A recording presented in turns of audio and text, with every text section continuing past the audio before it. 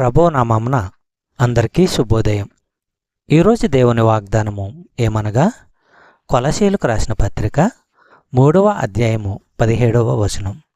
మరియు మాట చేత గాని క్రియచేత గాని మీరేమి చేసినను ప్రభువైన యేసు ద్వారా తండ్రి అయిన దేవునికి కృతజ్ఞతాస్తుతులు చెల్లించుచు సమస్తమును ఆయన పేరట చేయుడి.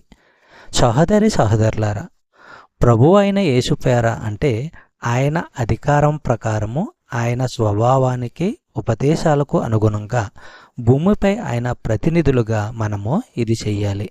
మన చర్యలన్నీ మాటలన్నీ ఈ సూత్రాన్ని బట్టే ఉండాలి. యేసు ప్రభువు అధికారము చొప్పున మనము ఏదన్నా చెయ్యడము చెప్పడము వీలు కాకపోతే దాన్ని అసలు చెయ్యకూడదు, చెప్పకూడదు. భూమిపై విశ్వాసులు ఆయన ప్రజలు, ఆయన శరీరంలో అవయవాలు. లోకానికి వారే ఆయన్ను కనపరచాలి. చెప్పబడిన వాగ్దానము దేవుడు దీవించి ఆశీర్వదించునుగాక. ఆమేన్.